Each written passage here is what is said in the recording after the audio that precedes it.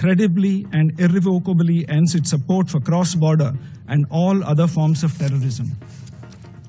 Pakistan, of course, has a unique way of respecting the will of its people by jailing a prime minister, by banning the ruling political party.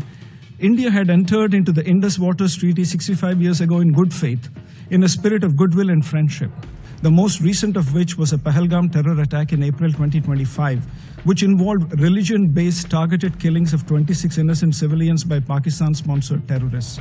प्रधानमंत्री को jail में डालना, सत्तारूढ़ party पर प्रतिबंध लगाना और संविधान संशोधन के जरिए सेना को खुली छूट दे देना, यही पाकिस्तान का असली चेहरा है। और इस बार तो संयुक्त राष्ट्र जैसे वैश्विक मंच पर भारत ने भी पाकिस्तान के असल चेहरे से पर्दा हटा दिया। लीडरशिप फॉर पीस विषय पर हुई यूएनएससी की खुली बहस में बोलते हुए भारतीय राजदूत पी हरीश ने पाकिस्तान के भीतर जारी लोकतांत्रिक संकट को उजागर किया।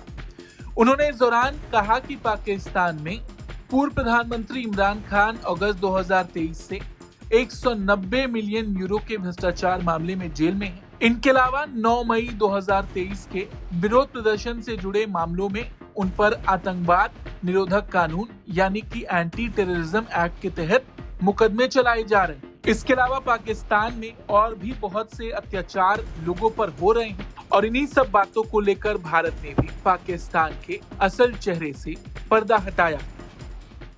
Credibly and irrevocably ends its support for cross-border and all other forms of terrorism.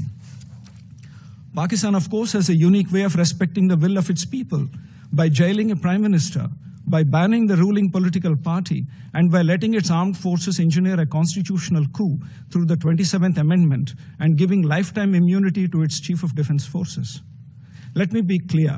India will counter Pakistan-sponsored terrorism in all its forms and manifestations with all its might. इसके अलावा भारत ने साफ शब्दों में कहा कि वो पाकिस्तान प्रायोजित आतंकवाद के हर रूप का पूरी तरह से जवाब देता रहेगा। भारत ने दो टूक दोहराया कि जम्मू कश्मीर और लद्दाख भारत के अभिन्न और अविभाज्य अंग हैं, थे और हमेशा रहेंगे। यूएन ने पाकिस्तान द्वारा कश्मीर का बार बार जिक्र करना उसकी भारत विरोधी और विभाजनकारी सोच को ही उजागर करता है।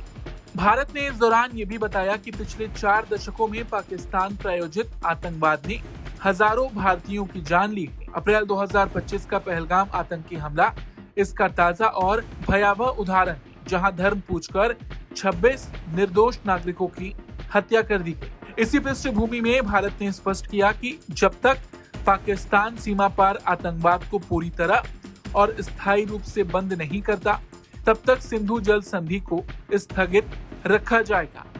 Madam President, before I conclude, I refer to the statement made by the representative of Pakistan today. India would like to reiterate that the Union territories of Jammu and Kashmir and Ladakh are an integral and inalienable part of India. They were, are, and will always remain so. Pakistan's unwarranted reference to Jammu and Kashmir in today's open debate attests to its obsessive focus on harming India and its people. A serving non-permanent Security Council member that chooses to further this obsession in all meetings and platforms of the UN in pursuit of its divisive agenda cannot be expected to fulfill its designated responsibilities and obligations. India had entered into the Indus Waters Treaty 65 years ago in good faith, in a spirit of goodwill and friendship. Throughout these 6.5 decades, Pakistan has violated the spirit of the treaty by inflicting 3 wars and thousands of terror attacks on India. In the last 4 decades, tens of thousands of Indian lives have been lost in Pakistan-sponsored terror attacks, the most recent of which was a Pahalgam terror attack in April 2025, which involved religion-based targeted killings of 26 innocent civilians by Pakistan-sponsored terrorists.